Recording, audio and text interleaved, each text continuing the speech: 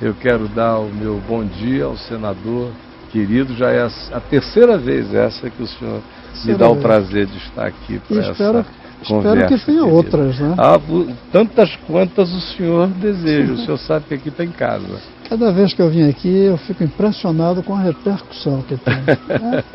Que bom. Como tem gente e gente diferente. Não é a mesma tribo, não. São tribos diferentes. O ecletismo é imenso aqui.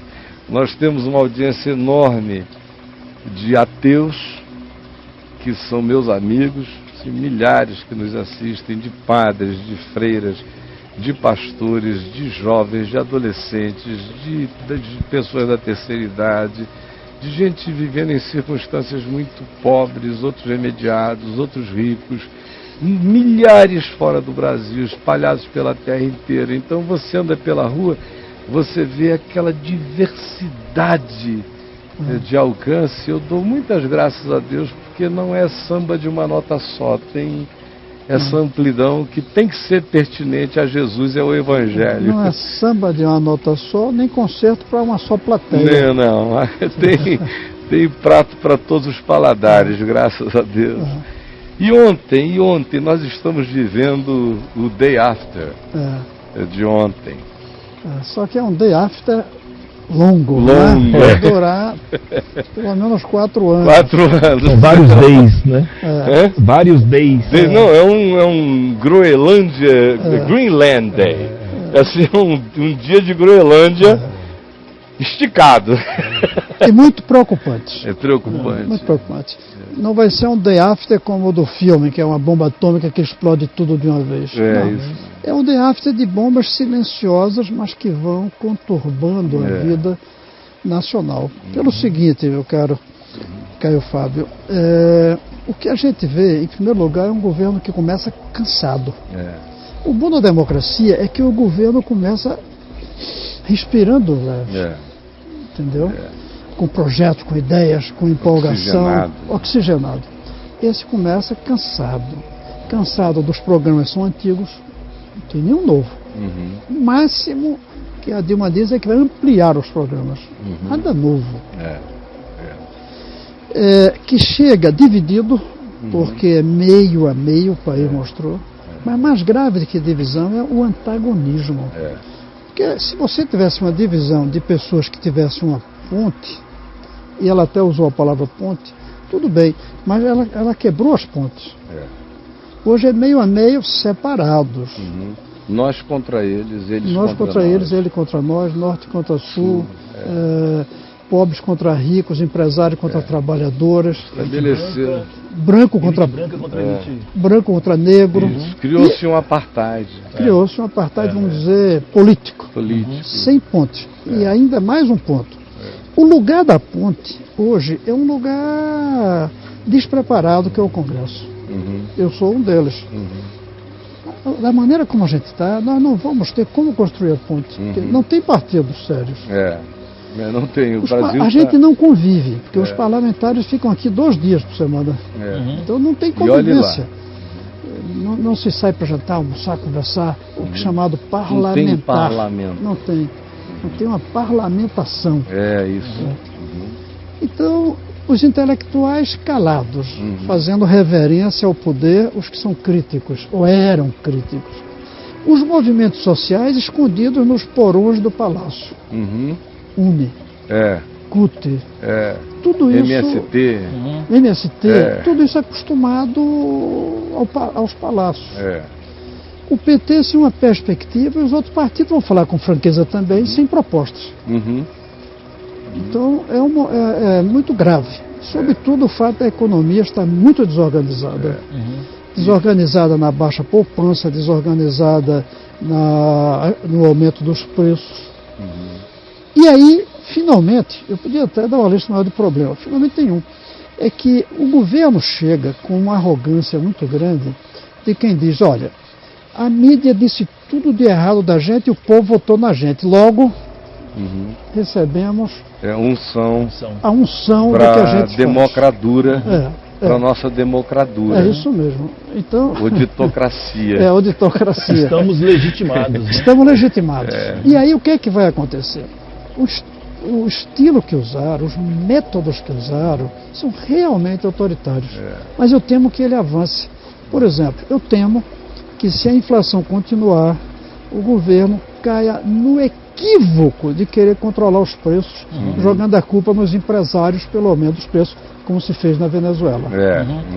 Aí é um aí desastre começa uma desgraça. total. Na Venezuela eu acompanhei o que aconteceu. Esvaziamento dos supermercados, entendeu?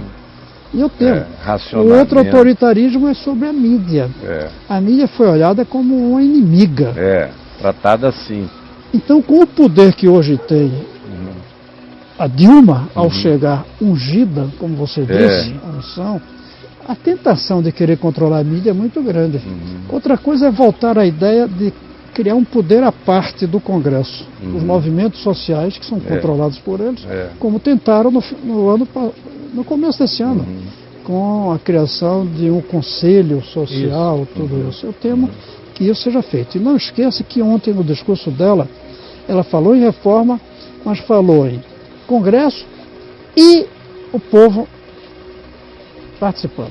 É muito bom quando casa Congresso e povo, mas quando divorcia Congresso e povo, aí é o caminho para uma ditadura com base popular. Mas não deixa de ser ditadura. Não, eu acho, sinceramente, que nós já estamos num processo de democratura. Você acha, né? Acho, sinceramente, porque o que eu assisti observando nesse último ano de eleição, quando eu vi que as eleições iam chegar, as minhas antenas se abriram, comecei a auscultar pessoas. O que eu vi foram 3 cenários, para ser simples, bem claros. Número 1, o Estado está praticamente todo aparelhado, todo capilarizadamente aparelhado, de ponta a ponta.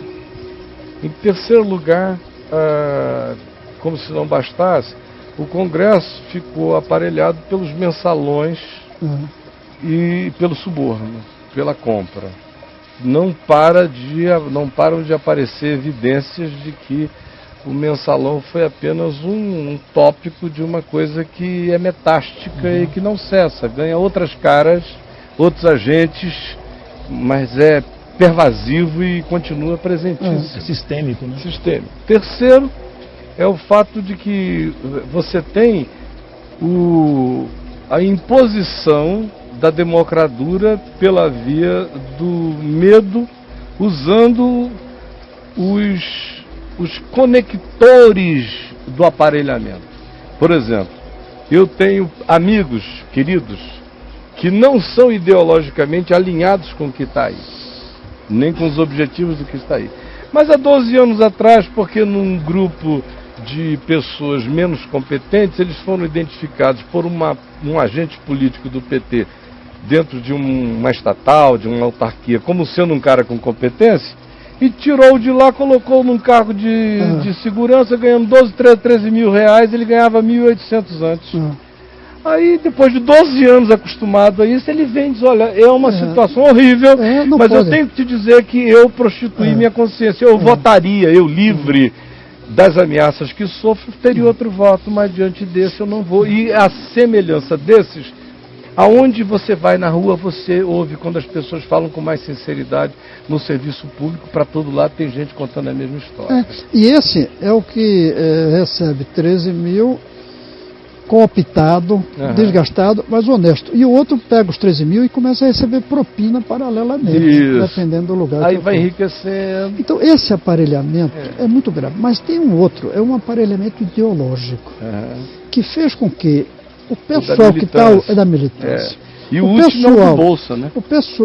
O do Bolsa, tem o pessoal assistencial e tem o ideológico. Foi convencido de uma mitologia de que quem está ao lado do PT é esquerda, quem está ao lado de qualquer outro é direita. É direita. Mas se você olhar a mistura ao redor da Dilma, não tem nada de diferente de esquerda. Não, nem nada. Como também o lado do Aécio, a mistura é de direita. Tem gente de direita aqui, tem gente de direita aqui. Mas eles criaram uma mitologia, acredito, a tal ponto. E aí eles tomaram posse de um direito de primogenitura de se identificarem como a esquerda. E fizeram uma lavagem cerebral que as pessoas estão acreditando. E a militância é pentecostal, ela é e fanática. Dizer, se amanhã acontecesse, não vai acontecer, da Dilma fechar o Congresso, esse pessoal apoiaria.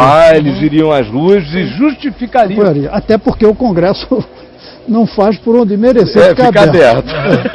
Vamos falar. E nem o governo, nem o executivo. E nem o governo colabora. Então, hoje, qualquer medida autoritária que o governo tomar vai continuar com o apoio de toda essa base que votou nela. É uma base que não tem senso mais analítico, porque quando você chega ao fanatismo, exatamente. Nós chegamos exatamente nesse ponto que eu quero evocar uma gravação que eu fiz ontem de 4 minutos, que chega justamente aqui no que cria esse fanatismo que suspende todo o senso analítico. Criou-se um fanatismo que não tem senso analítico, é perfeito você diz. É a maneira que criou-se uma mitologia. A mitologia prescinde, não precisa de base analítica, não é? Ela é construída e vira uma verdade, mesmo que nada tenha a ver com a verdade. Até porque ela acontece num ambiente de absoluto reducionismo da percepção do próprio indivíduo. É um processo de clausura do pensamento. Eu vou pedir para você mostrar esse vídeo. Solta lá, ajudar. Quando se trata de pensar, por exemplo, no que nós estamos fazendo e participando e falando tão intensamente nos últimos meses, que quase sempre tem a ver com as nossas escolhas políticas, eu olho para isso em muitas perspectivas. Primeiro, naquela imediata, histórica, imediata, como um cidadão, uma pessoa da sociedade, um partícipe do mundo concreto no espaço-tempo, no período curto da minha existência sobre a Terra. Isso me faz buscar escolher aquilo que, com consciência limpa e sinceramente, sem compromissos de nenhuma natureza, nem olhando para o meu umbigo, eu creio que, em meio a toda a relatividade de como as coisas acontecem na história humana, possa ser uma opção de melhoria ou de atraso do que fosse aceleradamente muito pior. Então, ou eu voto e escolho pensando no que seja melhor, ou outras vezes naquilo que seja menos ruim. Eu nunca estarei na condição de escolher e votar neste planeta no que me seja ideal. Jamais. Não existe esse lugar ideal na Terra, a não ser na cabeça dos fanáticos. O que me faz olhar para isso tudo de modo apenas assim e não mais do que assim são algumas coisas. A primeira é o fato de que aqui na história eu tenho consciência da relatividade de todos os projetos humanos. Todos. Todos são absolutamente relativos. E a gente está apenas melhorando relatividades ou despiorando relatividades. É o máximo que a gente faz. Em relação a isto, o meu olhar também é assim, porque eu só tenho um absoluto. Eu não tenho nenhum compromisso com nenhuma natureza de ideologia ou filosofia planetária. Podem ter certeza disso. Por isso é tão difícil para vocês me definirem. E quando tentam, sempre cometem idiotices enormes, porque nunca percebem o conjunto da minha percepção. Mas o que me faz olhar também e ver tudo relativizado é o fato de que eu tenho um só absoluto, um só Senhor, uma só mente a fazer minha cabeça e um desejo de alinhamento com esse único Espírito e com nenhum outro Espírito, com nenhum outro principado, com nenhuma outra potestade, com nenhuma expressão de ideologia de poder humanos. Para mim, eles são meras circunstancialidades que precisam ser usados na tentativa do melhoramento ou na interferência na tentativa de se interromper o que seja um fluxo de pioras.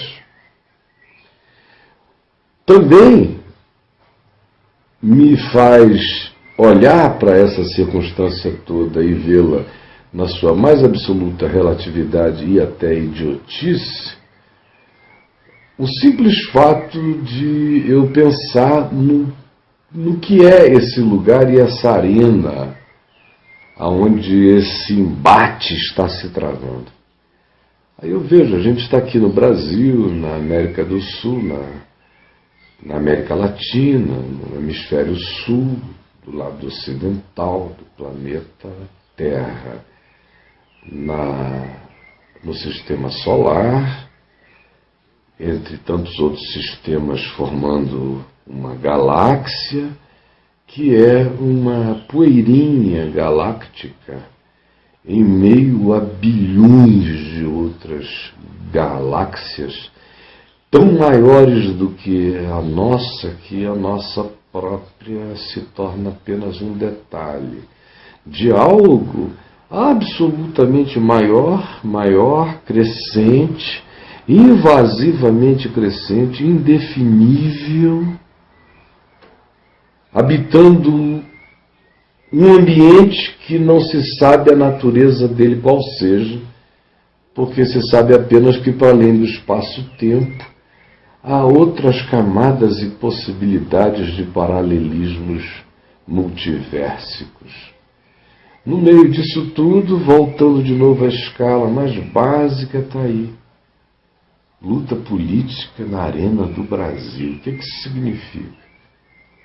Significa que nós, fungos, meros fungos, ou vírus, ou bactérias, o que quer que você queira, estamos travando batalhas num corpo que para nós parece ser algo absoluto no seu significado e que nada mais é do que uma briga de vermes no intestino grosso da latrina americana deste planeta enlixado e que tem esse poder e essa capacidade no curso da civilização de olhar para o horizonte imediato e para o momento presente e fazer daquilo o absoluto absoluto. Assim nascem todos os fanáticos, todos os cegos, todos os obcecados, todos os diminuídos e todos os que se tornam apenas seres ameba. Foi a essa redução? É forte. Forte, mas né? Aí é para um outro plano de análise, o plano existencial, né? Aí a gente sai do político. O político, a gente tem que ficar ao nível das amebinhas. Das amebas mesmo. Tem que baixar o nível. Agora, o problema é que as amebas precisam ser pensantes. Eles transformaram as amebas em entes não pensantes. Não pensantes. Aí é que entra a história do mito. Mais grave. Mais grave não, igualmente grave. As amebas lideradas não pensam. E as amebas líderes não sonham. Não sonham. Pode até pensar, mas pensam como manipular, pragmaticamente, como fazer para continuar no poder. Não sonham. Os líderes perderam a capacidade de sonhar. E os liderados perderam a capacidade de pensar. Agora, da sua fala, tem uma coisa que foi muito interessante quando você diz que é difícil de lhe definirem. Porque ninguém que sai dos padrões é definível. A gente só define quem se enquadra em uma das categorias previamente definidas. Esse é o problema. Daí o problema é esquerda e direita. A gente hoje diz não tem esquerda e direita. Não é que não tenha, é que a maneira como a gente definia não serve mais. Não serve, mudou. Continua a mesma designação para designar conteúdos totalmente diferentes. Aí eu prefiro ir para a origem etimológica, para como surgiu. Surgiu dizendo, esquerda são aqueles que têm sonhos de uma utopia e acham que para isso é preciso mudar as estruturas sociais. Direita são aqueles que acham que o processo já leva à utopia. O direitista não repudia a utopia, só que acha que a gente não deve construí-la. Ela virá das simples forças do mercado. A mão invisível, né? A simples mão invisível. Do Smith. Então, essas são as duas coisas. Agora, a esquerda tradicional se apropriou do conceito e, em vez de ficar com os sonhos, agora ficou só com os meios. E diz o seguinte, é preciso ter a máquina do Estado para fazer reformas, sem se preocupar com as reformas. Não se vê. E a máquina do Estado virou um lugar onde estão os que se apropriaram dela como uma nova classe dos burocratas, desse seu amigo que ganha 13 mil e vota no governo para manter o emprego. Ou seja, ele é dono ali. Perderam a perspectiva de que devem servir ao povo.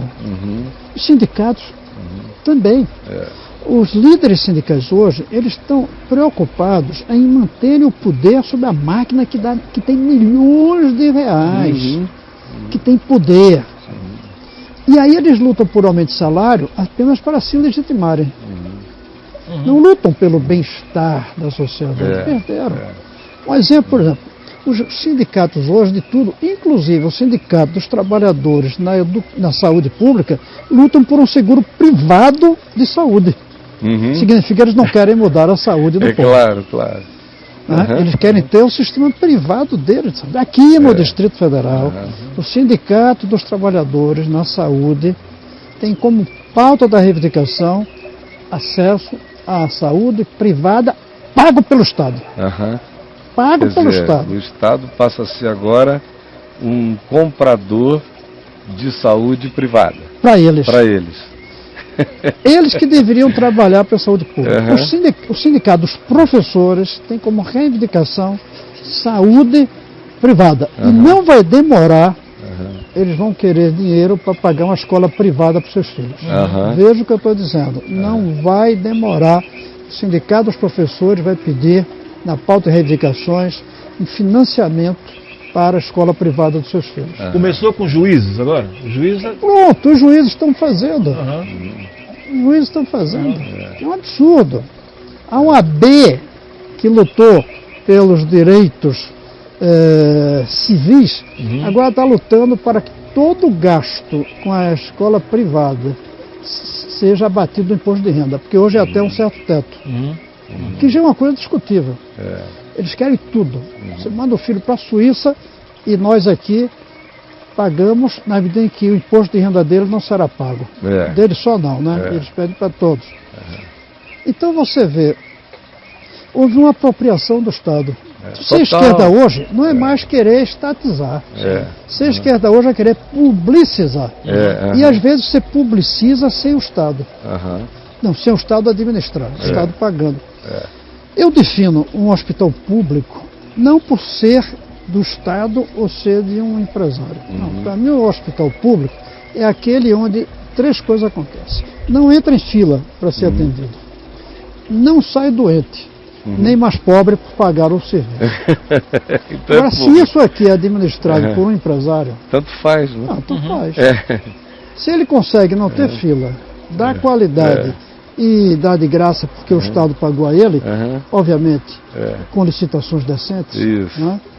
É público. Agora, um hospital do Estado que tem fila, ou que não atende direitinho, não é público, não, é estatal. É o pior privado que tem. É o pior privado, porque foi privado pelos funcionários. Então nós perdemos. As amebas lideradas não pensam e as amebas líderes não sonham. A revolução dos bichos do Orwell virou jardim de infância. É verdade. Hoje em dia, aquilo ali é uma sociedade seria boa. Porque nós esperamos tanto. Na verdade, hoje o Orwell escreveria dos animais, em vez dos animais, diria que é dos monstros. A revolução dos monstros. A revolução dos monstros. Senador, você chamaria isso de tecnodemocracia? Nem sei, é uma tecnocracia que está aí, realmente. Tecnodemocracia. Sei. Assim, você mantém a forma, mas não o conteúdo. Mas o problema... A forma da democracia, assim, mas, o cara foi, votou. O que você designaria por tecno, se na realidade todas as indicações num processo desse não obedecem a nenhum critério técnico? Os critérios, os critérios são todos critérios de subserviência. Sim.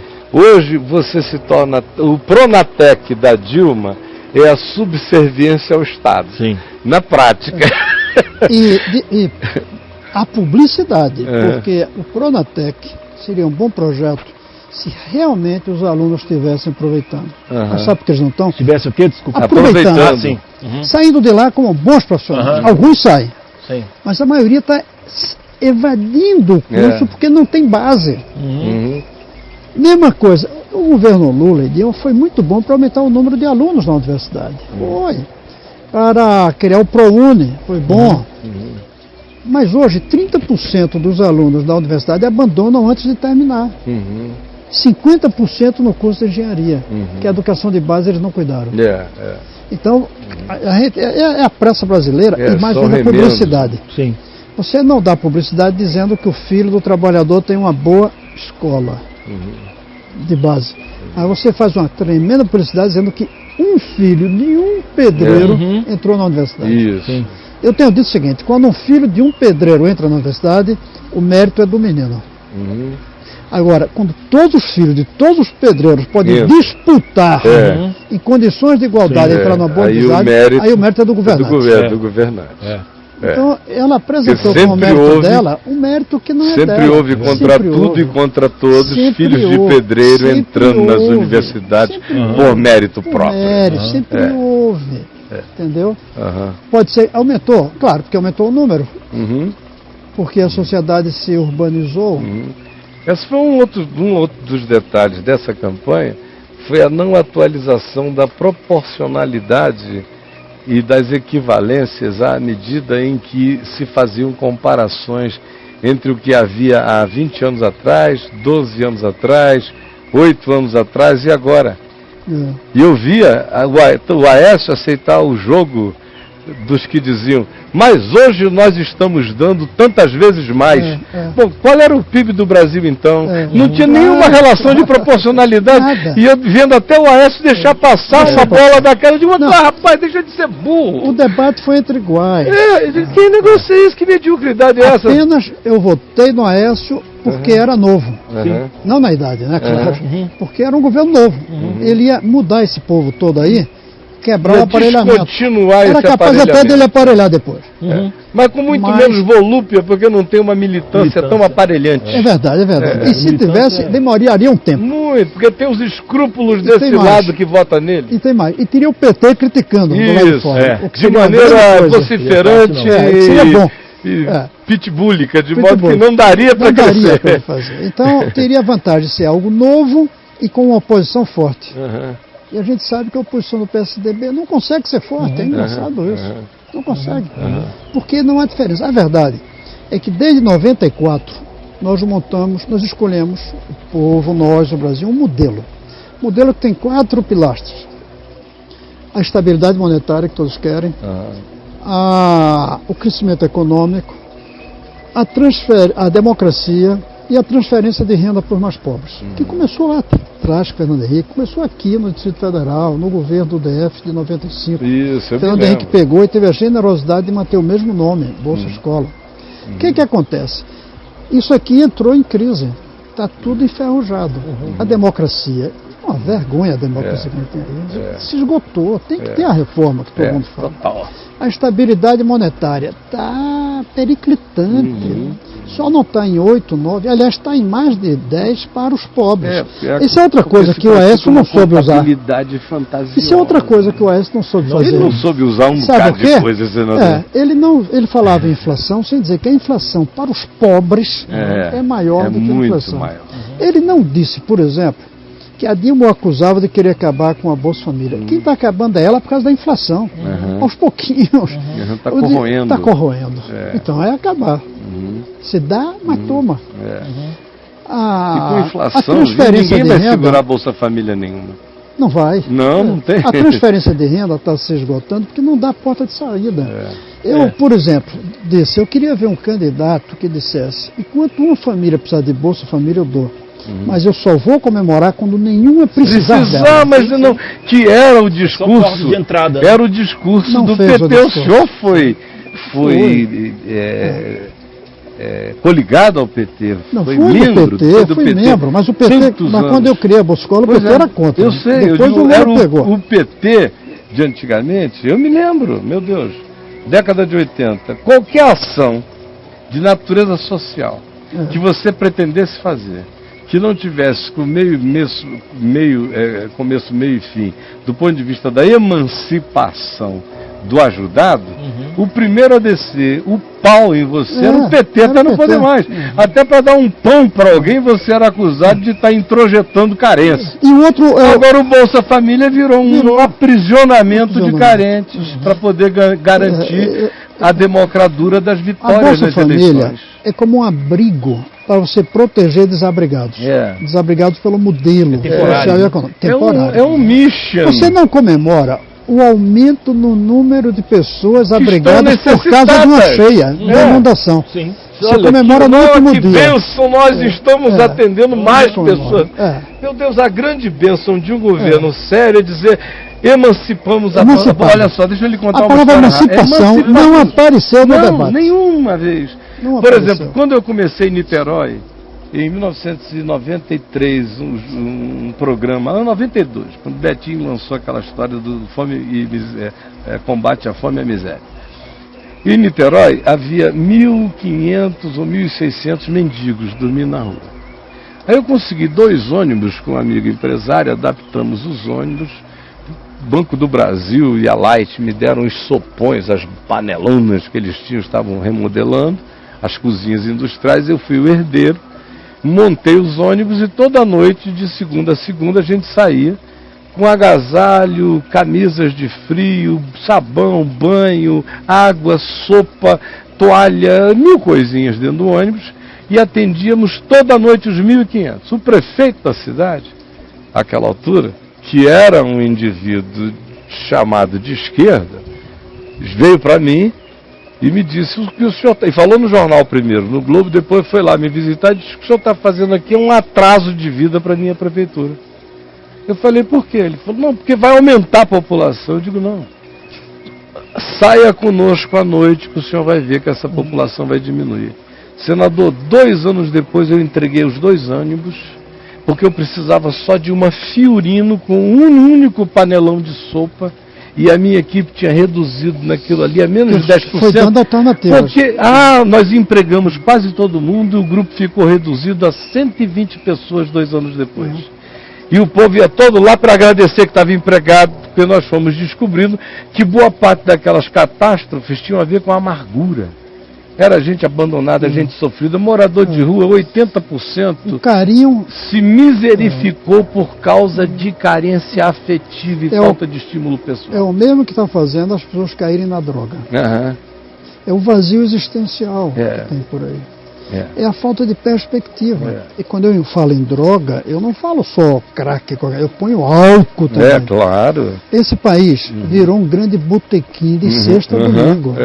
8 milhões e meio de quilômetros quadrados de gente bebendo. Entendeu? E tomando muito porre. Muito. E desses uma percentagem dependente.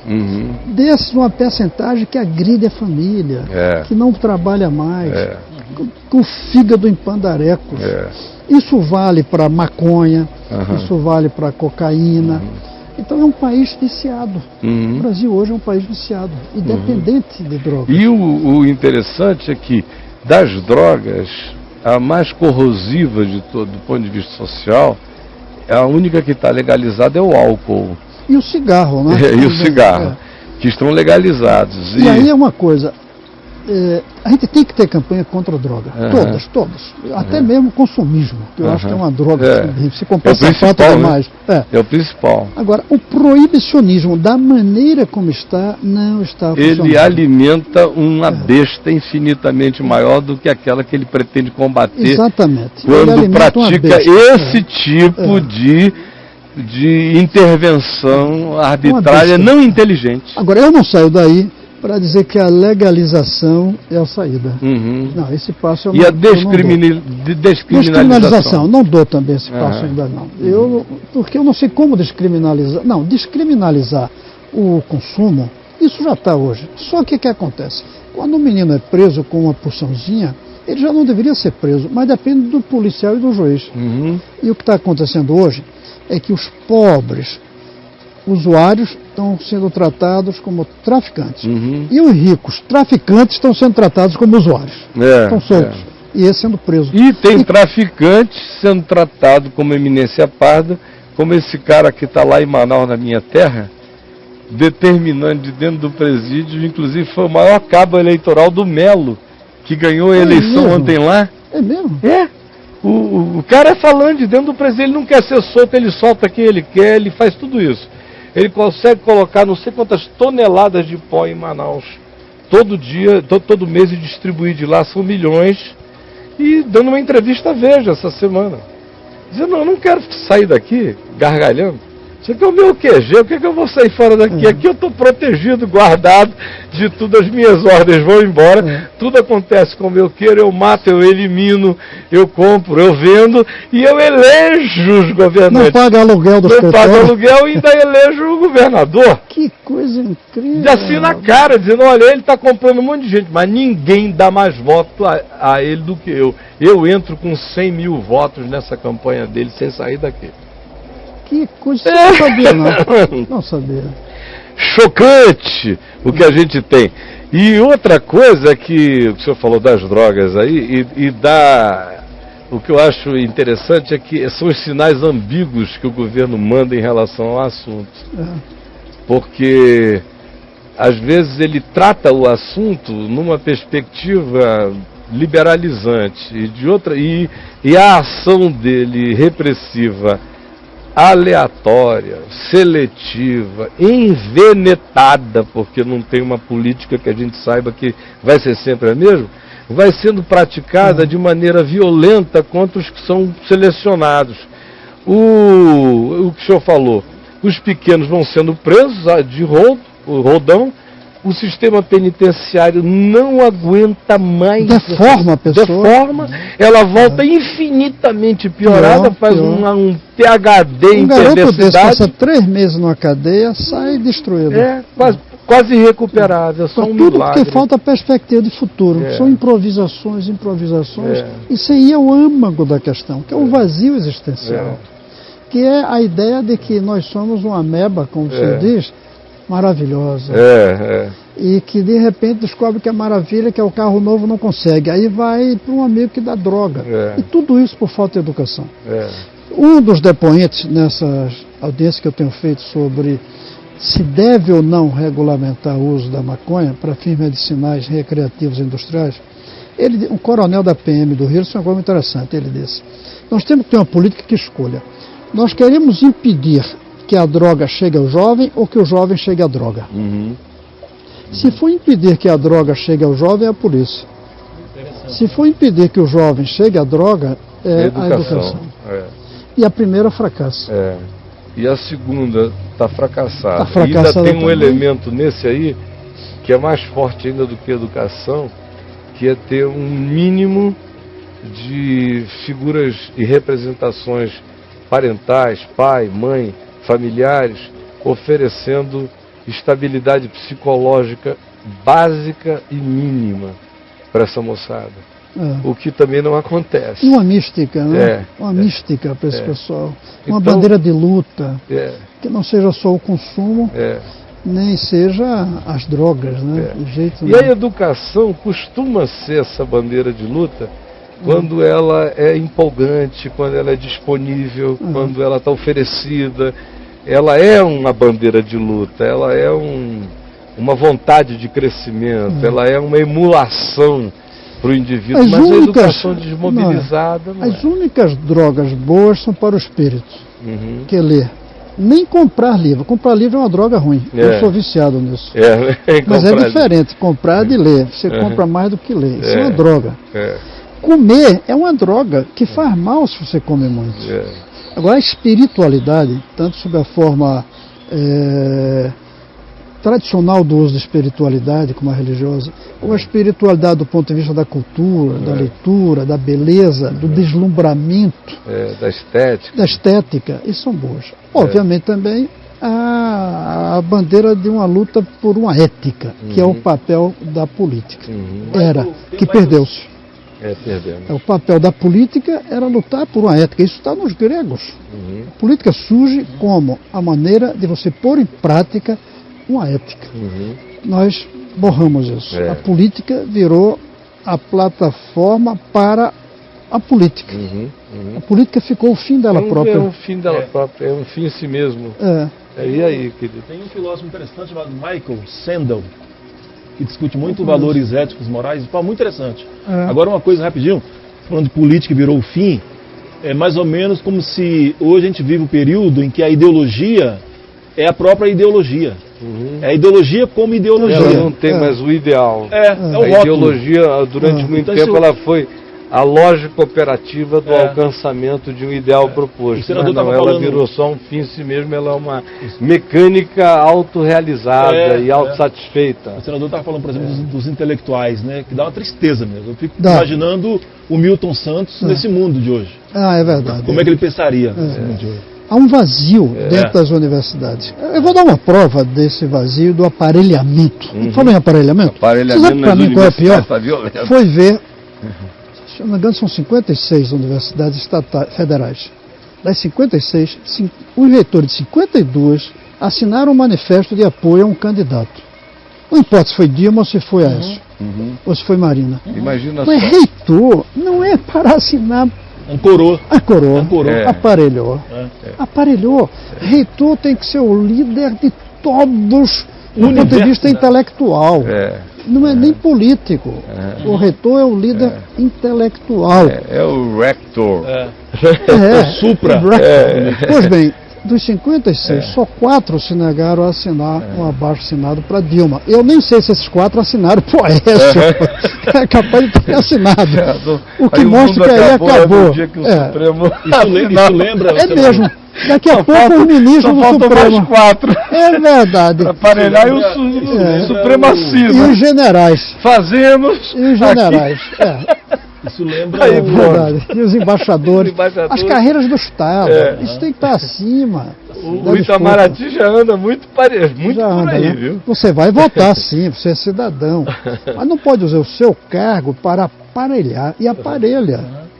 Automaticamente você está aparelhado. Eu fiquei triste quando eu vi 52 reitores assinarem manifesto de apoio. Olha, um lugar que é dessas autarquias e instrumentos do próprio Estado de avaliação do Estado, o Tribunal de Contas da União é um dos poucos lugares que eu senti que estava livre de cabo a rabo esse processo inteiro. Eu senti os ministros muito livres lá em relação a Dilma e ao PT. Mais do que o Supremo Tribunal Federal. Achou, né? Eu acho que o TCU está mais livre. Eu defendo que o TCU seja concurso. A escolha dele seja por concurso. E não precisa ser Tem indicação de ministro. Não, nada de indicação. Vitalicidade O nenhuma. Congresso que indica. Tem um que o Congresso indica, aí vira partido. Tem outro que crias indica o dependências presidente. inevitáveis, né? Não pode, tem que ser concurso. No ministro Supremo já é diferente. Mesmo assim, a minha proposta é que o presidente indique 6 nomes. Aliás, que o presidente indique 1 ou 2, que a OAB indique outros, que o próprio Supremo indique outros, e aí a gente compõe 6 nomes. Esses 6 nomes seriam sabatinados no Senado. 1 a 1. Em vez de sabatinar só um, que é aquela farsa que a gente tem. Já chega marcado, Nunca é o único. fui, me nego a ir fazer aquela sabatina. Sabatina. É uma farsa. Em vez de ser isso, a gente sabatina todos. Aí começa a ficar sério, para escolher o melhor. Emergir um. Então aí a gente escolheria um de 6 que foram escolhidos antes. Nem o Congresso pode indicar ninguém, nem os outros podem indicar que vai ser. Aí começa a ficar democrático. Aí começa a ficar democrático e eficiente. Né? Hoje é tutelado, queira ou não. Embora o atual nem pareça ser tutelado, mas o próximo pode ser. Do jeito que tá aí. Fácil ficar. É fácil ficar. Olha só, me responda aqui uma coisa. Eu sei que o senhor está na iminência de apresentar um relatório sobre o uso da maconha.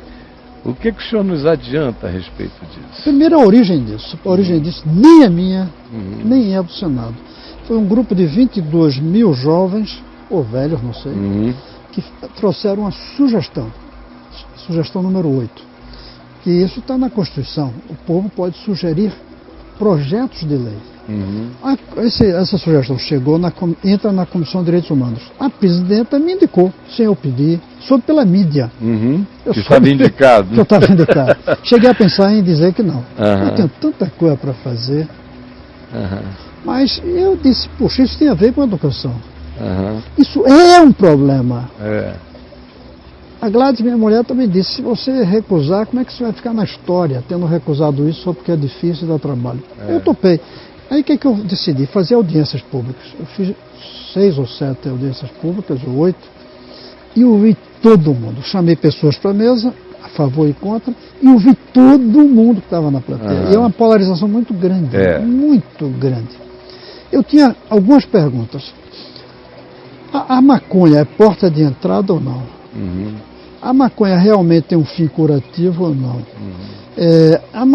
A legalização diminui o tráfico ou não? A população brasileira está moralmente preparada para esse passo de dizer maconheiro não é nome feio?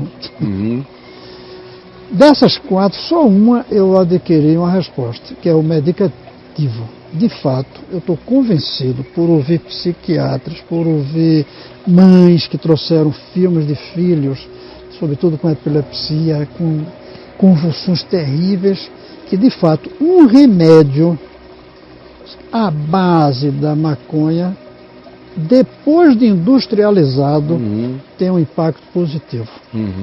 Agora o Conselho Estadual de Medicina de São Paulo autorizou, inclusive, o médico a passar isso. Mesmo assim, isso eu estou convencido. A gente tem que facilitar. Não pode continuar que só consegue esse remédio quem tem acesso a informações, quem consegue importar, não pode. E é uma Agora, coisa nova assim, aqui, mas em Israel isso já vem sendo feito há muito tempo. Quanto ao uso da maconha para fins medicinais, sob a forma de fumo ou de chá, eu ainda não estou convencido, porque como é que você vai saber que vai para chá ou vai só para o recreativo? Então, para essa parte, ele tem que resolver o recreativo, primeiro. Autoriza ou não? Por um lado, tem o direito, a liberdade pessoal de se divertir como quiser. Mas, por outro lado, tem essa ideia de ser ou não porta de entrada. Alguns disseram que sim, outros disseram que não. Teve gente que disse que a porta de saída do crack é fumar maconha. Mas muitos disseram que você começa com maconha. Eu acho que começa até com álcool. Mas, de qualquer maneira, seria mais uma legalizada. Sabe qual é a questão? Eu fumei maconha anos. Então, maconha, para mim, não é mito. Fumava 14 baseados por dia. Tá brincando. Então, eu sei o que é maconha. É mesmo? Não é mas não fez muito mal? Não fez nenhum. Maconha faz mal, de fato, em circunstâncias biológicas normais, para um grupo que varia entre 2% e 4% da população, que são os que já carregam tendências a psicoses intrínsecas. Para esses indivíduos, não é absoluto que vai provocar nenhuma crise psicótica, mas pode provocar porque abre sensibilidades que são mediante elas que a psicose pode se expressar. Para o resto da população, é um grande mito essa história de que maconha abre porta para isso ou para aquilo outro. A maioria das pessoas que eu conheço que foram para outras coisas, meus amigos que foram adiante, não gostavam de maconha. Foram a maconha porque era o mais acessível. Iriam de qualquer maneira. Aí não, isso aqui é fraco, é ruim, deixa a gente calmo. Era gente que queria sair aloprando. Mas tem muito mito. Por exemplo, o cara diz assim, matou todo mundo porque estava maconhado. Mentira. Estava cheirado, estava embriagado. A maconha estava com a... Se não, maconha, senão eu mato amanhã. Não, a maconha... Vou sentar aqui. É cansativo matar alguém. A única violência que a maconha provoca é o que o álcool provoca dirigindo. Ou remédio tranquilizante. Mas ainda você assim, não pode tomar um remédio tranquilizante e sair dirigindo. Sabia? Não dá nem para comparar. Porque é também essa outra ideia de que a maconha tira os sentidos do cara se ele for dirigir isso e aquilo. Mentira. Eu treinava maconha para treinar jiu-jitsu, fumava maconha para treinar jiu-jitsu na Academia Gracie. Reflexo, o pau cantando, não sei o que e tal. Eu e bons amigos, antes de subirmos, mandávamos ver os reflexos em cima, tudo em cima. O que acontece nessa área é, jamais recomendaria alguém ou consentiria com alguém, sendo pai, isso e aquilo, o cara fosse fazer uma prova ou acordar no dia seguinte para trabalhar. Eu digo, não faça isso de nem segunda beba. A sexta-feira, nem beba, nem nada disso, porque são elementos de distração, de divagação da mente. E a maconha gera uma lerdeza, gera um determinado paralelismo impressionado, gera umas cócegas e uns cafunés que o indivíduo, na subjetividade dele, que faz com que ele adie compromissos que ele teria pragmaticamente chato, ele prefere curtir a subjetividade do prazer pessoal que ele está tendo de olhar essa planta aqui. Então, atrasa processos. Mas por aí até você ia ter que dizer, não se apaixone demais. Ah, não, a pior droga, isso que eu queria dizer. Não se apaixone demais, aí porque no outro você é reprovado. Voltando aos gregos, para o pathos, não tem nada mais louco do que o pathos, do que a paixão. De onde vem as nossas patologias, são as nossas paixões. Passar a noite fazendo amor, no outro dia a prova vai... Não dá. Você não passa no concurso, não passa em nada. Não passa mesmo. Então aí é o exagero, aí é o abuso. Né? Mas, de qualquer maneira, eu hoje não me sinto ainda pronto para dar um parecer formal sobre isso. Eu acho que a gente precisa debater um pouco mais ainda. Agora, o que menos se pode fazer é arquivar essa sugestão. Tem que agradecer quem trouxe a sugestão e continuar debatendo mais algum tempo. Isso que ele está fazendo aqui é um serviço grande para debater o assunto da droga. As audiências que eu fiz, transmitidas pela TV Senado, foram um serviço sim, e a gente tem que continuar debatendo esse assunto, quebrando preconceitos, mas despertando para o risco. Senador, você tem alguma notícia do Uruguai? Esse é outro problema. As ideias que chegam são as mais conflitantes, sobretudo. A Holanda diz que foi um desastre. A Suécia, que está controlando, dizem que é um bom caminho. Aí depois chegam que o Colorado, nos Estados Unidos, está sendo um bom caminho. Aí outros dizem que aumentou muito o consumo de adolescente. Tudo chega variado. Para mim, o mais surpreendente foi quando eu fui a um debate com psiquiatras e lá 2 professores, um de 85 anos, o outro devia ter mais de 70. Professores titulares da Universidade Estadual de Medicina. Não, o contrário.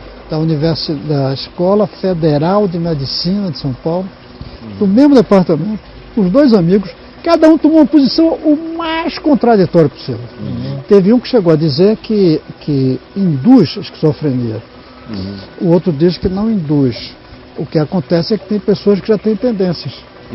E aí pode ser maconha, pode ser um espirro, pode ser qualquer coisa. Se tiver a pode tendência ser psicótica, uma raiva de alguém, tendência psicótica. 2 psiquiatras, cientistas, respeitados, que se respeitam, inclusive, os 2 presentes, se respeitaram.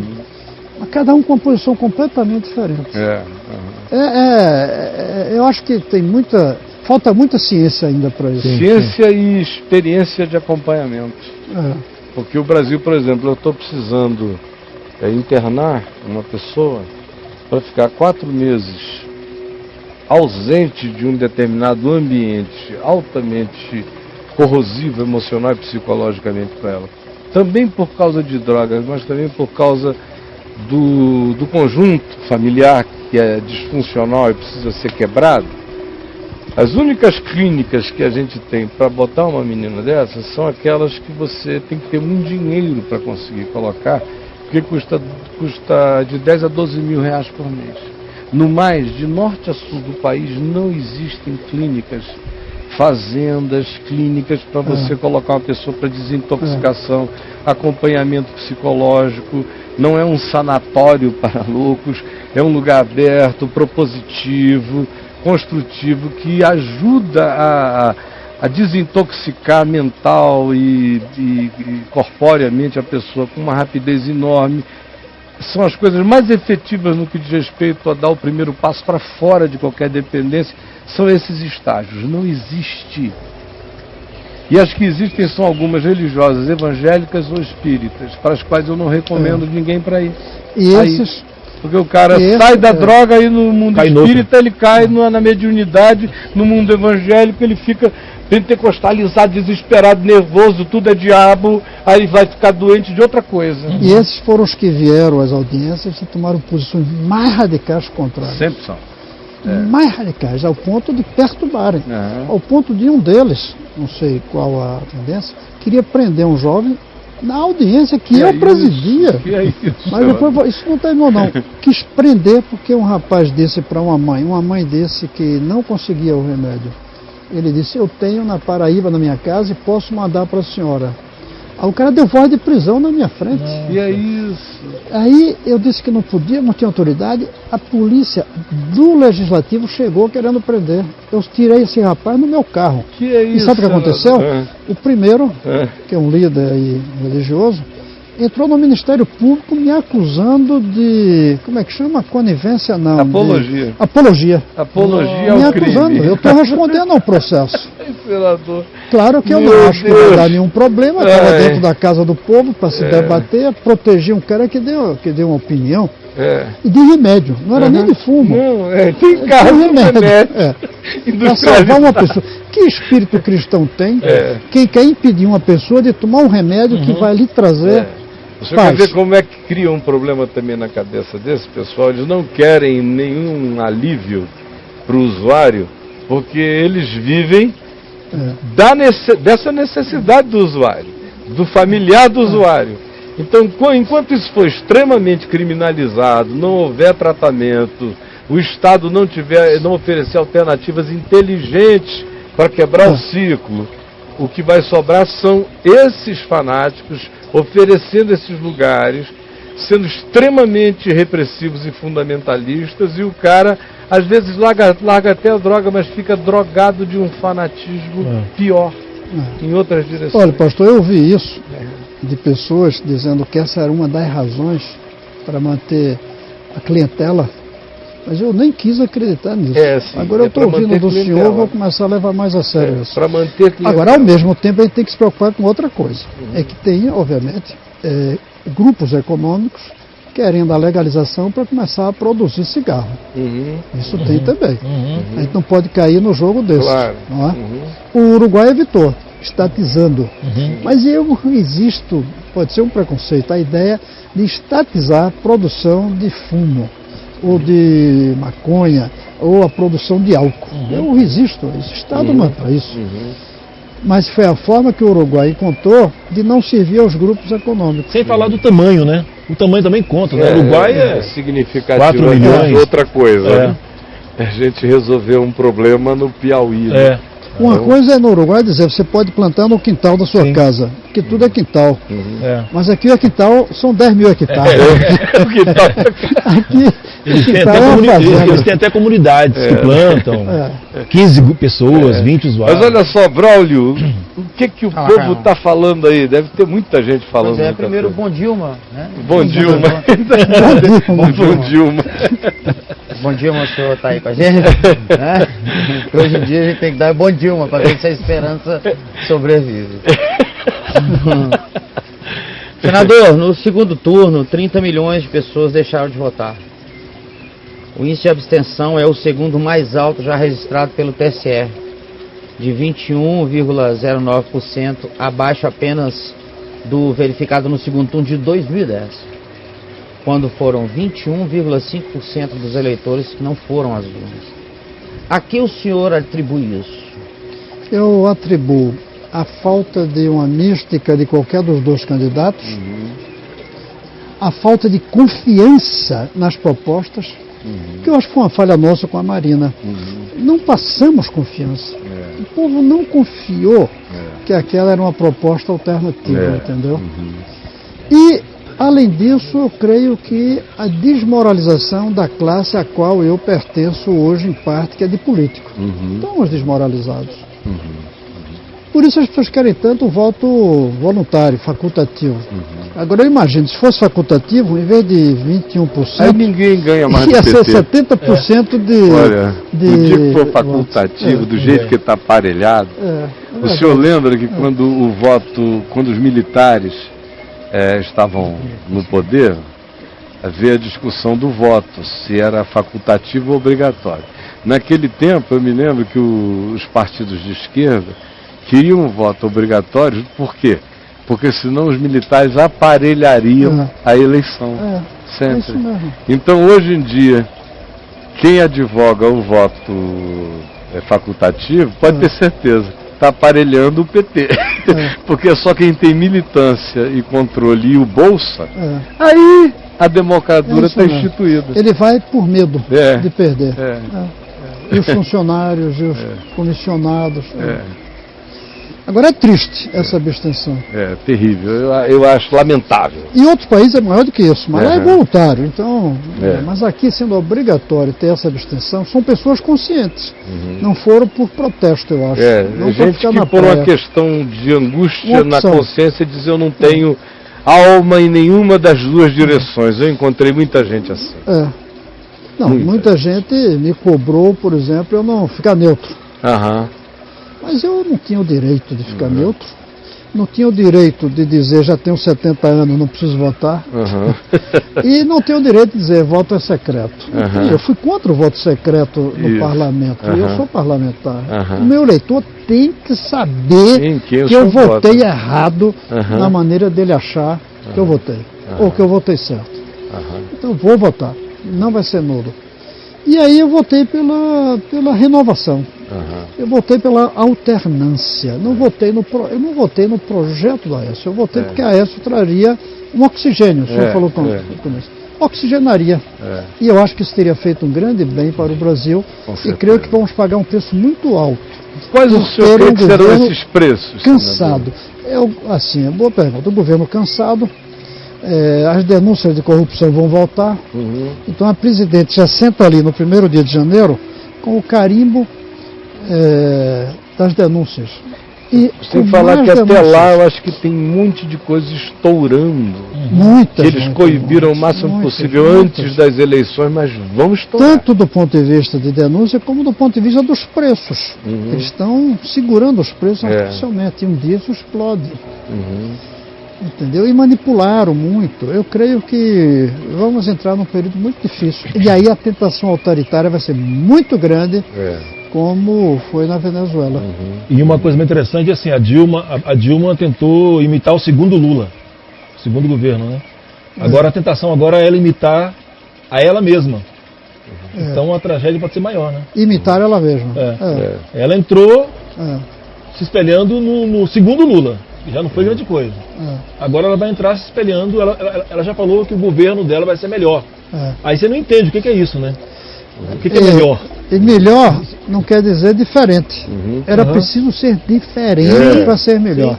O melhor não é um adjetivo de bom ou de ruim. Não é. Melhor, o que é melhor, ladrão? Em relação a quê? Mesmo diferente não basta, né? Mesmo diferente não basta. Por exemplo, teria que ser, no meu governo diminuirá o número de famílias que precisem da Bolsa Família. Aí é uma diferença qualificada. Sim. Tá entendendo? Porque nós emanciparemos essas famílias. A palavra emancipação não entrou. Eu tenho usado muito essa palavra. Ela não entrou no debate. Não entrou. E Joaquim Nabuco ficaria frustrado com esse debate. Porque a palavra emancipação não entrou. Entrou a palavra cotas. Cotas. Eu sou favorável. Sim. Como remédio, É. como aspirina. Cota não é ideal entrou de nada. emancipar os negros da necessidade de cotas. É. Para corrigir, Ter uma né? escola igual. Isso. É. Entrou, por exemplo, tem o ProUni. Não entrou a ideia, que eu acho que esse é o sonho, minha utopia, que nesse país o filho do mais pobre estudará numa escola tão boa quanto o filho do mais rico. Uhum. O filho do trabalhador numa escola com a mesma qualidade do filho do patrão. Do negro na escola do filho do branco. É isso que a gente precisa. Uhum. Essa utopia não está na cabeça de ninguém. Não, não. E as pessoas riem quando se E nem diz isso. pode estar, porque ela desmonta todo o processo do nós contra eles, que é onde reside o fanatismo amébico. É a mecânica, né?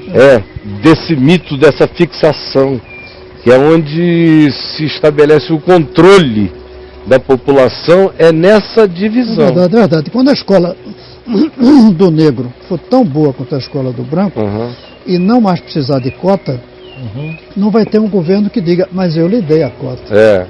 Aí acabou o patronizing. Isso de conquistas sociais, né?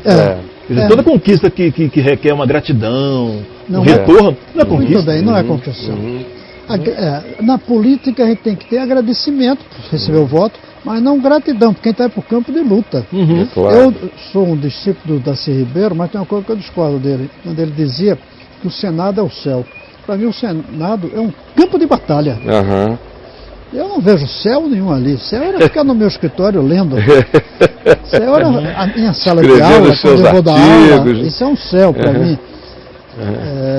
Embora às vezes é ruim a hora, né? Ter que sair de manhã cedo para ir dar aula naquele dia, que tinha outros projetos. Então o momento pode não ser do céu, porque o céu você só faz o que está com vontade. Falar em Darcy Ribeiro, o discurso do Darcy sobre os seus fracassos, né? É demodê, né? Ele falava assim, olha, eu tive vários fracassos na vida, mas eu não invejo, né, o lugar dos meus vencedores.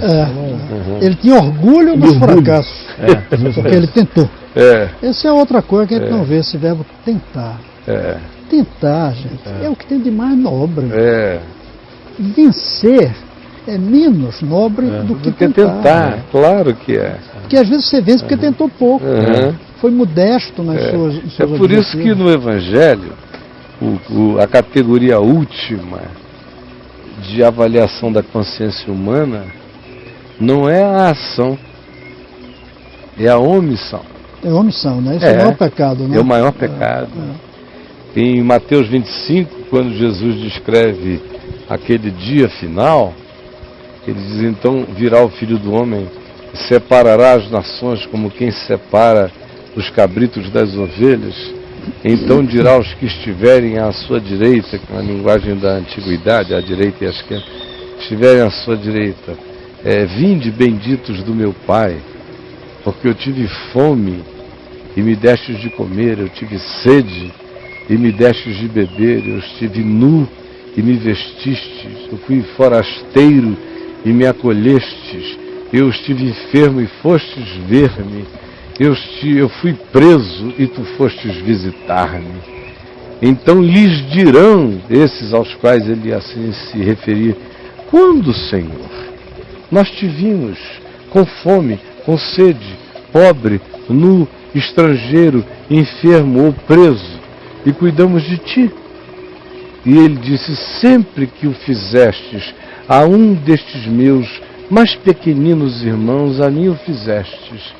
Então dirá aos que estiverem à sua esquerda, apartai-vos de mim, vós os que praticais a iniquidade. Aí você vê qual é o tipo de prática de iniquidade. Porque eu tive fome e não me destes de comer. Eu tive sede e não me destes de beber. Eu estive nu e não me vestistes. Eu fui estrangeiro e não me hospedastes. Eu estive enfermo e não me visitastes, e preso e não fostes ao meu encontro. E eles dirão, quando, Senhor, te vimos assim e não fizemos essas coisas? Ele diz, sempre que vocês deixaram de fazê-las. Deixaram de fazer. Então, uma outra, logo na sequência dessa parábola, vem uma outra que mostra o poder avassalador de não tentar, de não buscar combater o bom combate. Que é uma outra parábola que conta a história dos caras que receberam talentos, importâncias. E quem deu a eles esses talentos, importâncias ou recursos, se ausentou do país e disse: negociai até que eu volte, aumentem. Isso aí, Jesus contando isso como uma parábola do reino de Deus, uma parábola do significado da vida. Aí quando volta esse Senhor, chama os servos a prestarem contas. Aí vem um e diz: Senhor, tu me deste 4 talentos ou 5 talentos, eis aqui te devolvo 10 do que me deste, porque eu os multipliquei. Que é uma linguagem de desenvolvimento, emancipação, progresso pessoal, um monte de coisas, né? E não ter medo de viver, nem de existir, nem coragem de ser, nem de se entregar à vida, nem de tentar. Tentar. De ter fé. Tentar é ter fé. Quem não tem fé não tenta. Quem tem fé tenta. Então, veio o segundo e disse: tu me deste 2, eis aqui 4. Aí chega um que tinha ganhado 1, disse: toma o que é teu. E entregou aquele talento e disse: porque o enterrei até que tu voltasses. Toma o que é teu. Porque eu, sabendo que tu és homem severo, que tu semeias o que tu não semeaste, e que tu ajuntas o que tu não espalhaste, temendo-te, enterrei o que é teu. Toma-o. Aí Jesus disse: então o dono do recurso lhe dirá: servo malvado. Ele chama de malvadeza essa covardia de ser servo malvado. Interessante. A omissão é uma maldade. É uma maldade das piores. Você assistir uma pessoa sofrendo e não fazer nada como é uma conceito maldade de amor. Quase igual a provocar o sofrimento. O conceito de, às vezes até num certo sentido pior, porque o que provocou o sofrimento às vezes é casuístico. Mas o indivíduo que vê e não faz, ele não tem como se esconder atrás do casuísmo da circunstância. Ele não é casual. Você pode maltratar alguém casualmente, ignorantemente, alienadamente. Agora, não socorrer o explicitamente destroçado da tua frente, não tem muito argumento para explicar, né? Será que a gente poderia dizer que quem sabe, faz. Quem tem fé, tenta. Sempre. A fé não é a mesma dimensão do saber. A fé... Quando a fé cresce muito, você acaba sabendo. Como disse o Jung. Mas aí não é mais apenas fé. Não, mas é que ela se planifica numa perspectiva existencial em que ela é não a explicação fenomenológica do que crê, mas ela é um saber intrínseco acerca do fato de que aquilo é. Mas deixou de ser uma metafísica. Ela é o grande alvo da fé, transformar a metafísica numa existencialidade concreta. Sim, mas quando faz isso, não se chama mais de fé. Continua se chama de conhecimento. Mas ainda é um conhecimento que não está na minha disposição de manipulá-lo. Racional. Porque ele não opera debaixo de nenhuma mecânica, de nenhum feitiço, de nenhuma conexão de racionalidades ou de nenhuma matemática fenomenológica. Ela continua a ser muito mais uma certeza operativa de um princípio. Já se viveu aquilo tantas vezes que já se sabe que aquele princípio é verdadeiro. E aí é quando ela vai ganhando essa concreção. Mas ele é verdadeiro ou eu creio que é verdadeiro? Eu creio que é verdadeiro, por isso eu provo a verdade dele. E eu provo a verdade dele em mim e começo a provar a verdade dele no que ele realiza, uma vez que eu creia, em favor de mim e de outros. A prova ou profetiza? Não, prova. Foi o que Jesus diz em João, no capítulo 7, no verso 14. Ele disse uma coisa extraordinária, que é o que faz dele do que ele diz, algo que não dá para ser filosofável. Jesus é ametafísico no que ele fala. Por exemplo, ele diz: bem-aventurados os que não viram e creram, mas ele diz também em João 7,14 o seguinte: se alguém quiser saber se o que eu digo é verdade, pratique. Porque não dá para saber antes, não é produzível em laboratório, é transcendente, não habita o ambiente da fenomenologia do demonstrável. É como Deus. Deus não existe. Existe o universo, os multiversos, os fenômenos. Assim, querer provar a existência de Deus é a coisa mais idiota, mais ilógica, mais anti-Deus que pode existir, mais blasfema. Porque se Deus é Deus, por natureza, ele é transcendente, infinito, absoluto, inexplicável, é de si mesmo. Não dá para a gente entender na nossa mente finita algo que seja de si mesmo, em si mesmo, por si mesmo, sempre. Então, Deus está para além do questionamento, da filosofia, da metafísica. Deus não existe. Não é parte. Não é parte, ele não existe dentro do fenômeno, ele não é verificável, a partícula de Deus nunca será achável. Deus é, mas ele não existe. Por isso é que Jesus disse que ele não seria encontrável nem num templo construído pelos samaritanos em Gerezim, nem no templo de Jerusalém, que eram laboratórios da religião, nem em nenhum laboratório, nem no acelerador de partículas, nem em lugar nenhum. Deus é espírito, é o indetectável. Importa que os seus adoradores o adorem em espírito e em verdade. Por isso, só o que me vincula a Deus é a fé. Porque a fé também é igualmente absurda. A fé, ela anda com a lógica. A minha, por exemplo, ela vai com a lógica até o Big Bang. Eu faço ilações para além do Big Bang, mas eu paro pela finitude da minha capacidade de pensar. E a fé, ela não briga com a ciência. Ela só transcende. Porque eu faço a viagem todinha que o Hawkins faz, que qualquer um outro faz, e entendo a viagem dele. Não tem nada que eles digam sobre física que eu olhe e não entenda. Só que tem uma dimensão que transcende onde eles param. E aí você diz, e você entra nela pela lógica? Não, eu entro nela por uma convicção que me transcende. Eu não penso a fé, eu sou pensado por ela. Chegou a um ponto que ela me engravidou de uma semente transcendente. Como isso aconteceu com você? No meu caso, eu fui exposto à agonia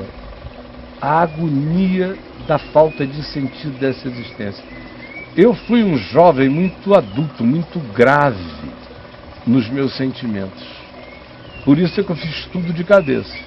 Fumar maconha era tudo, tomar ácido era até o fim, brigar até não poder mais, comer mulher até me esfolar, tudo aos extremos, mas era uma vontade de transcender.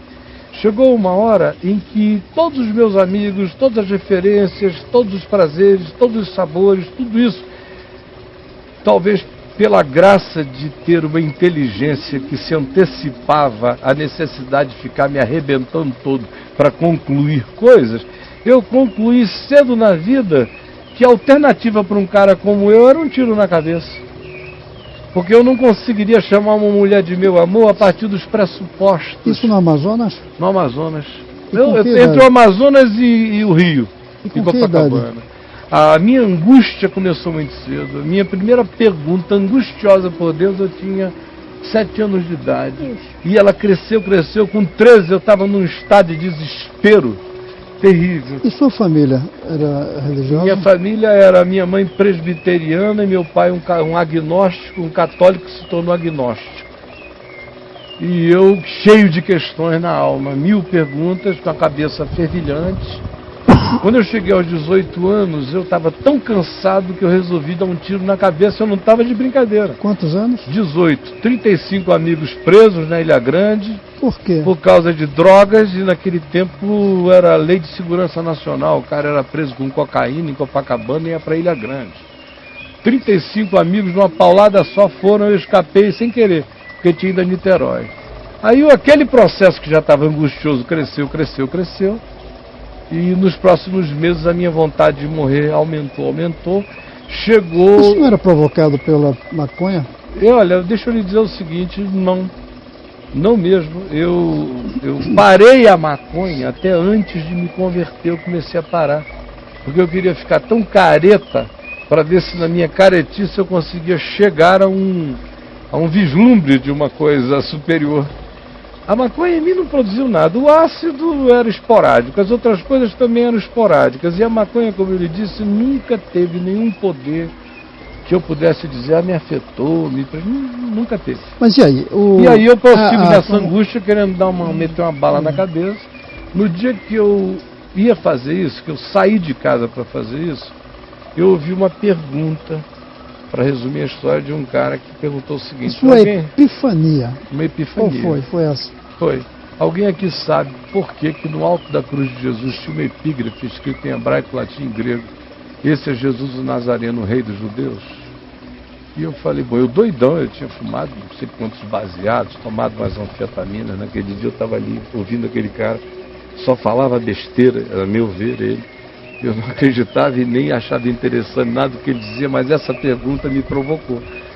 Especialmente porque eu disse para mim mesmo, eu não sei porquê. Aí ele disse, é porque o grego era o poder da filosofia, o latim era a língua da política e o hebraico era a língua da religião monoteísta, era o que tinha de mais avançado em termos de percepção de Deus. E o que você estava querendo dizer é que para o mundo inteiro, que Jesus é o centro da vida. Essa frase aparentemente clichê entrou em mim como uma espada, me transfixou, me traspassou contra a verdade e eu me senti como um ente sem polo gravitacional, sem eixo gravitacional. Ou seja, o fato dos 3 idiomas. E de que, não, se estava dizendo que o mundo inteiro precisava saber que ele era o centro. E eu pensei, eu me sinto esse ente vagante, sem sentido, sem roteiro, sem perspectiva, no vazio cósmico, andando no frio do nada, porque eu não tenho esse polo, eu não tenho em torno do que girar, eu não tenho esse eixo, eu não tenho essa referência, e nem a encontrarei em nada. Agora, e o que dizer para os que falam as outras dezenas de milhares de línguas?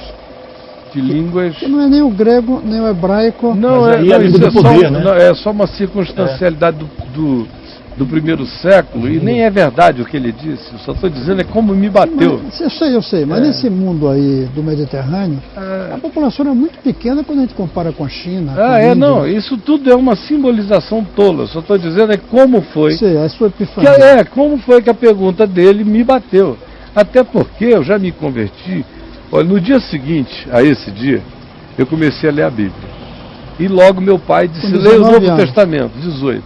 Leia o Novo Testamento, fica ali, eu fui lendo. Menos de um ano depois, meu pai foi um advogado, um indivíduo muito culto, um pensador, livre pensador, que sozinho, lendo o Novo Testamento, se converteu ao Evangelho sem religião. E morreu há 8 anos atrás. E foi o indivíduo que eu mais admirei na minha vida em todos os níveis e perspectivas. E ele foi que disse, leia o Novo Testamento que você vai entender sozinho. Apesar de agnóstico, né? E foi o que facilitou a compreensão dele do Novo Testamento e foi o que facilitou não ter misturado a fé pura e simples que ele desenvolveu com nenhum pressuposto religioso que poderia ser altamente prejudicial a ele. Ele estava virgem. Você entrou em alguma denominação? Acabei me tornando ministro presbiteriano, mas foi uma consequência, não foi o apelo, nem a causa, nem a razão. Sim. Então, eu logo um ano depois, eu já estava completamente convicto de que em Cristo, na cruz de Cristo, o mundo inteiro estava reconciliado e que não tinha nada a ver com falar grego, nem hebraico, nem latim. Que Jesus é a verdadeira luz que vindo ao mundo ilumina todo homem, a quem soube, a quem não soube, a quem sabe, a quem não sabe, a quem tem informação, a quem não tem. Todos nós, sabendo ou não sabemos, recebemos da luz dele. toda boa dádiva, toda boa ideia, todo bom tentar, todo bom utopizar, todo bom crer, todo bom projetar, todo bom planejar, todo bom realizar, se ensina Tiago, é um dom de Deus. Para o crente, para o ateu, para qualquer um, descendo do Pai das luzes, indiscriminadamente, porque Deus não faz acepção de pessoas. Descendo dele, em quem não pode haver nem mudança, nem sombra de variação. Isso para mim ficou claro de início. Portanto, o lugar da religião como aprisco dos que são de Deus e a não religião como lugar dos perdidos, nunca existiu na minha cabeça. Eu sempre olhei o mundo e vendo que estão todos sob a mesma graça. Uns sabem, outros não sabem. Quem sabe, diga para quem sabe, mas faça isso sem fanatismo. E quando vir alguém fazendo o que é bom, sem ser por causa das informações que você tem, mas fazendo a mesma coisa, por motivações puras e simples do amor no coração, saiba, ele está agindo em nome de Deus e está sendo um agente da graça de Deus em Cristo, ainda que ele esteja fazendo esse bem como budista, como indiano, como ateu, como agnóstico, como qualquer coisa. Na realidade, o bem de Deus nesse mundo se manifesta sobretudo por mãos que não sabem dele todo dia. Porque as que sabem dele caem numa presunção tão grande que ao invés de fazerem o bem de Deus na vida, acabam querendo manipular os homens. É a história da religião. Agora, além desse momento de passagem, deve ter havido outros, para você Há não ser muitos um pastor tradicional. Primeiro eu fui hippie, né? Isso já estava meio isso quebrado. Eu estou falando depois de você disso, virar um ministro presbiteriano, deve ter havido alguns A outros... minha compreensão do evangelho, cristocêntrica, não religiosa, foi o que me manteve transitando de um polo a outro da religiosidade durante 30 e tantos anos, mantendo a minha convicção simples do jeito que ela está aqui. Durante 30 anos, no entanto, eu cria que aqueles grupos religiosos só eram daquele jeito porque lhes faltava informação. Era ignorância. Mas depois de 30 anos bombardeando, porque eu fui um bombardeio durante 30 anos. E foi bombardeado. Não, eu digo um bombardeio positivo, eu era unanimidade durante 30 anos. E eles diziam amém, amém, é isso aí, você é o que a gente precisa. Dos luteranos aos neopentecostais. E depois de 30 anos dizendo tudo que eu achava que eles não sabiam, e só eram como eram e faziam como faziam porque lhes faltava informação do Evangelho, depois de haver uma acumulação de informações e eu vir, a partir de 91, 92, 93, 94, que o problema não era informação, era ambição. E eles chegavam para mim e diziam, Caio, o que você está ensinando está certo, mas não dá certo. Gera uma desmobilização. Esse negócio do povo andar com as próprias pernas, não depender da gente, não dá certo. Esse negócio de tirá-los do bolso a religião, emancipá-los para andarem com as próprias pernas, daqui a pouco eles vão domingo à igreja se quiserem, se não quiserem, eles vão descobrir que não tem pecado nenhum em fazer um piquenique. Pode ser até melhor, num certo domingo, fazer um piquenique do que ir a um culto, depende das circunstâncias. Daqui a pouco está tudo relativizado e não pode. Ou seja, ensinar o que Jesus ensinou e a gente vê ser praticado dos evangelhos é uma proibição para a igreja, porque tira a intimidação que aglutina os intimidados para ficarem sob o controle dessa frequência que é entendida como frequência ao templo, é a apresentação da gente na presença de Deus. Ora, isso só funciona com base no mito, na ameba, no reducionismo, porque se você abre e diz, adore a Deus de olho aberto, ande em Deus, viva em Deus, porque no seu templo, no universal e multiversico, tudo diz glória e ele te habita, e habita todo aquele que anda em amor, verdade, justiça e sinceridade, desmobiliza os núcleos de controle, tira o cara do Bolsa Divindade. Porque a religião precisa do Bolsa Divindade. E precisa da estrutura religiosa aparelhada pelo medo, E embaixo ela precisa do povão, dentro do Bolsa Divindade. Chega Jesus ensinando o Evangelho, que cura o cara e diz, vai para casa, e o cara diz, posso continuar andando contigo? E ele diz, de vez em quando, ele diz no Evangelho, não, volta para tua família, não vem comigo não. Essa atitude de Jesus, de devolver a casa, devolver a vida, de não fazer do cara um coitadinho, de não dizer para ele, não anda comigo agora toda a vida, senão você vai se desviar na próxima esquina, mas ao contrário, acreditar na ação viva da verdade no coração do indivíduo, na consciência dele, e devolvê-lo à existência, a religião chama isso de seu pavor, de medo. Porque eles precisam que ninguém ande com as próprias pernas. É uma democradura também. É uma ditatocracia sendo implantada no pessoal. E isso tudo em nome de Deus, já vem sendo feito desde Constantino, há 1700 anos. Cada geração se renova com outras caras, mas continua o mesmo espírito. Eu vi isso desde cara. Antes de eu me converter, eu já via isso. Quando eu encontrei Jesus, eu já encontrei para além dessa perspectiva. Ficava difícil eu me manter dentro daquilo, embora eu tenha feito um esforço hercúleo durante 33 anos. Mas depois de 30 anos, 33, eu falei, não é por falta de informação.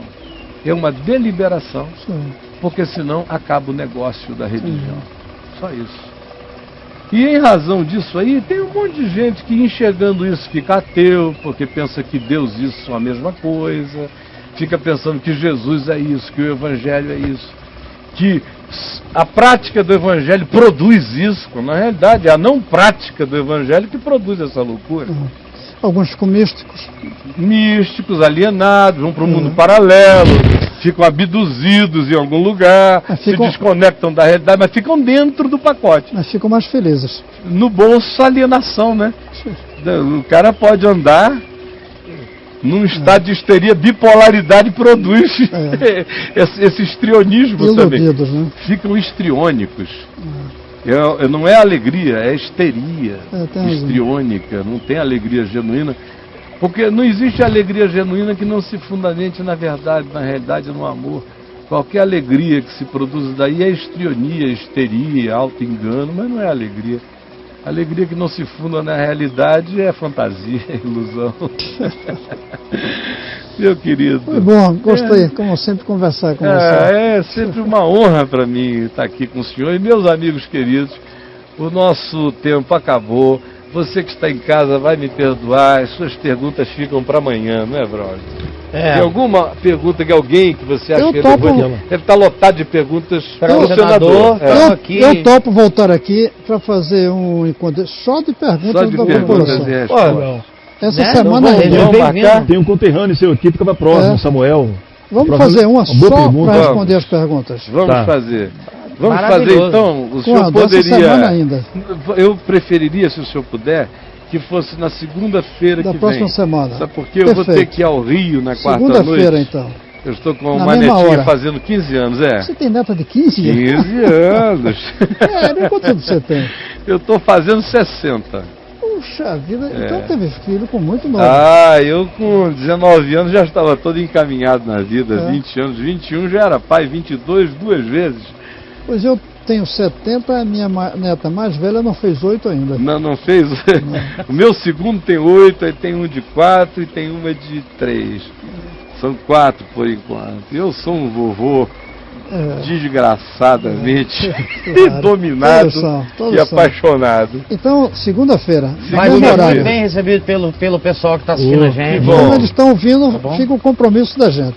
Então, olha, segunda-feira que dia é da semana? Que dia é segunda-feira? É dia 3 de novembro. 3 de novembro. O aniversário dela é novembro 1º, sábado, domingo 2, segunda 3. Então, na segunda-feira estaremos juntos. Vai ser uma grande alegria para a gente. O senhor saiba que a VMVTV, que não é nenhuma rede de televisão aberta, mas ela tem uma audiência que, num certo sentido, é mais pervasiva do que muita audiência de TV aberta Eu por aí. imagino. Muito claro, mais pervasiva claro. e qualitativa do ponto de vista do público. da capilarização da que se espalha. Eu imagino. Então, sempre que o senhor quiser dizer alguma coisa, discutir algum assunto, independentemente da gente se encontrar ou não, de alguma circunstância natural acontecer ou não, o senhor está na sua casa para me dizer, Caio, Pois eu vou quero fazer falar isso aí. Eu quero conversar com você. Então. Que é mais interessante que falar. É uma alegria grande.